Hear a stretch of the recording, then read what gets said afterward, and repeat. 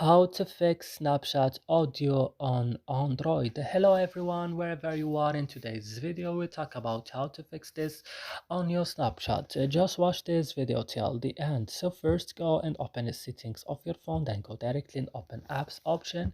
Here on apps option you have to search for Snapchat. Open then Snapchat like this and scroll down, go to storage right now and go to the last button in the bottom of the screen, clear data and click OK, and then you have to back and click on first stop, click also OK. And what you should do right now, you have to go to notifications option, you have to disallow it and allow it, and then go to permissions and you have to allow all this option here, and after this your problem will be solved. So I hope this video is helpful for you. Don't forget to like, subscribe in our channel. See you in another video.